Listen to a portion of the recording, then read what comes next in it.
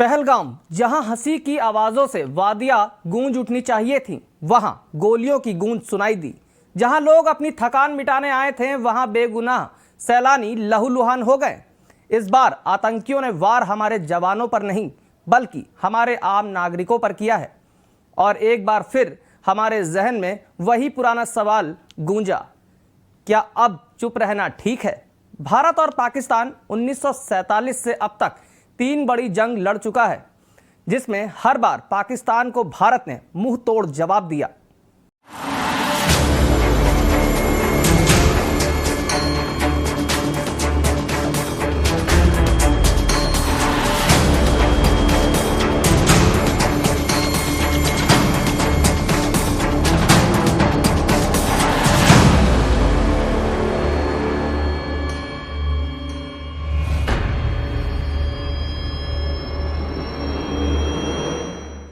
किसी भी देश की थल सेना वो ताकत होती है जो जमीन पर युद्ध का फैसला करती है।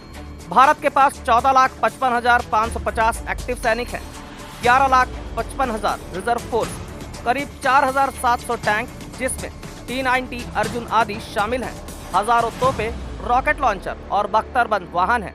वहीं पाकिस्तान के पास 6.5 लाख सक्रिय सैनिक, 5,50,000 रिजर्व सैनिक, 2,400 टैंक, जिनमें से ज्यादातर चीन और यूक्रेन से लिए गए हैं। अब आपको बताते हैं कि इसमें भारत का कैसे फायदा है। भारत की संख्या बल भी ज्यादा है, उपकरण भी आधुनिक और स्वदेशी हैं। वहीं अगर एयरफोर्स की बात की जाए तो आसमान से जो कहर टूटता है वो युद्ध की दिशा बदल देता है। भारत के पास 600 से ज्यादा फाइटर जेट्स हैं, जिसमें Su-30 MKI, राफेल, मिराज 2000, तेजस जैसे एडवांस फाइटर जेट हैं।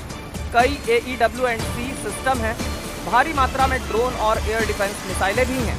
वहीं पाकिस्तान के पास लगभग 350 फाइटर जेट्स, जिसमें F-16 जो अमेरिका द्वारा पाकिस्तान को दिया गया, JF-17 जो चीन और पाकिस्तान का ज्वाइंट प्रोडक्शन है, सीमित AEW&C और मिसाइल सिस्टम है।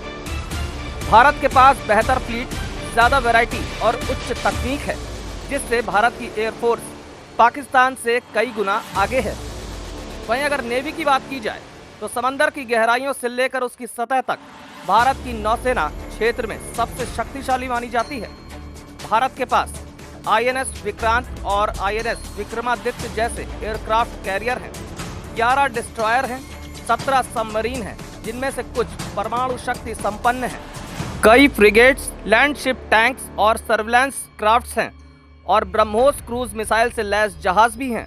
वहीं पाकिस्तान के पास कोई एयरक्राफ्ट कैरियर नहीं है, 9 फ्रिगेट्स हैं, लगभग 8 सबमरीन हैं, सीमित मिसाइल तकनीक है।